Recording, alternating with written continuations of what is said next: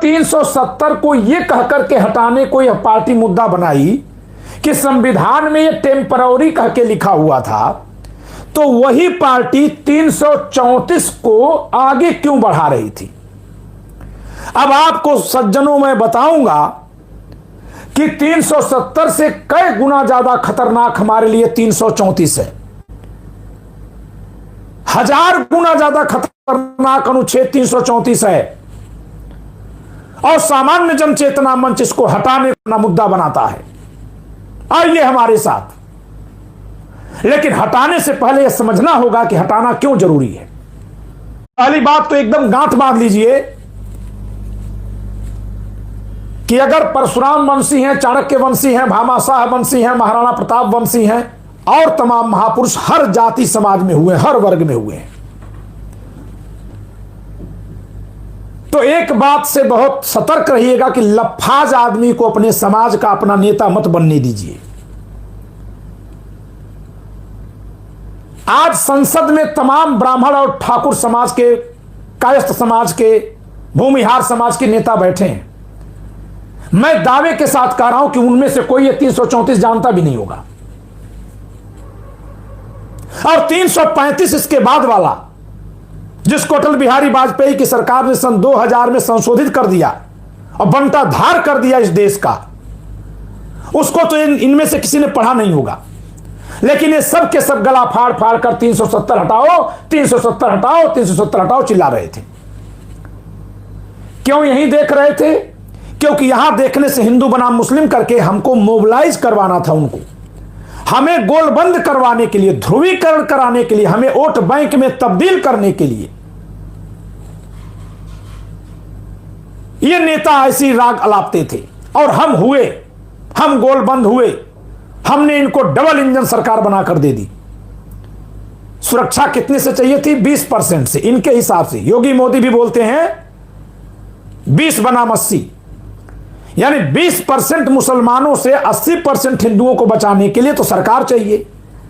लेकिन जो ये और संशोधन कर रहे थे, ध्यान दीजिएगा, 370 जैसे तमाम संविधान में अनुच्छेद हैं, नागालैंड, मणिपुर, मिजोरम, सबके लिए अलग अलग व्यवस्थाएं हैं। मैं अभी इस पर नहीं जा रहा हूं कि 370 हटना चाहिए था कि नहीं हटना चाहिए था।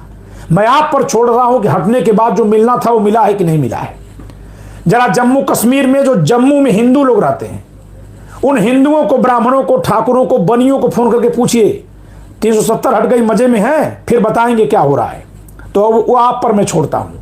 मैं अपना विषय लेकर चलूंगा कि जो 370 को देख रहे थे वो 334 को भी देख रहे थे। इसे हटाने के लिए हमारे लिए हाथ बढ़ा रहे थे, आओ हाथ बढ़ाओ, 370 हटाएं। और बिना हमको बताए, बिना जताए, बिना सूचित किए, बिना आगाह कराए, बिना अवगत कराए, चुपके से इसको बढ़ाए जा रहे थे। इसको मिटाने के लिए, हटाने के लिए हमारा समर्थन मांग रहे थे। और ये जो हमारे गुलामी वाला अनुच्छेद है, इसको बढ़ाए जा रहे थे।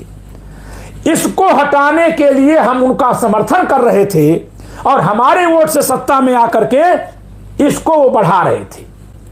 334, 334, 3 3 4, 3 धन 3 धन 4 बराबर 10, 3 3 6 4 10।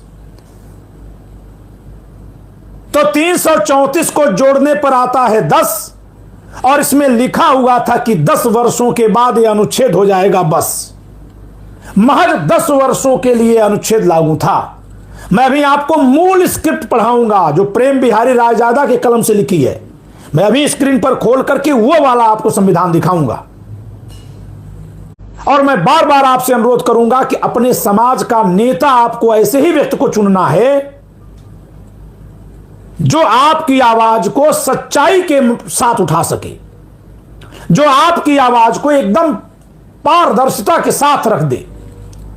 और इसी नाते मैं आपकी ओर से चुनौती देता हूं कि जितने भी अंबेडकरवादी हैं, रामलीला मैदान में एक मंच लगा ले, सारे लोग एक तरफ खड़े हो जाएं और एक तरफ अकेले मैं रहूंगा। जवाब मैं दे दूंगा कि वो जहां जिस रास्ते पर चल रहे हैं वो गलत है। उसी तरह से सारे भाजपाई, संबित पात्रा हो, सुधांशु त्रिवेदी हो या वो दुबे जी हो, चाहे और भी राजनाथ सिंह आ जाए, कलराज मिश्रा आ जाए, खुद नरेंद्र मोदी और योगी आदित्यनाथ आ जाए, एक मंच लगा दें, मैं साबित कर दूंगा कि हम सवर्णों के लिए और हम ओबीसी के लिए इस संविधान को बदल करके बर्बाद करने का काम कांग्रेस ने अगर 30% किया था तो 70% भाजपा ने कर दिया है। चैलेंज के साथ कहता हूं। पहली बात तो एक जिनका नाम गिनाया, इनको संविधान पता ही नहीं है, कुछ नहीं पता है इनको, और अगर पता है तब तो और बड़ी खौफनाक बात है कि पता होने के बाद भी तुम हमको इसका पता बता रहे थे, इसका पता तुमने क्यों नहीं बताया, जबकि इसको मिटाने के नाम पर वोट लिया और इसको चुपके से बढ़ाया। 10 वर्षों के प्रतिबंध को जो हमारे ऊपर 10 वर्षों के लिए लगा था उसको 80 वर्ष बढ़ाया। तो इसको तुमने मुद्दा क्यों नहीं बनाया? यहां तुम कांग्रेसी क्यों बन गए भाजपाइयों?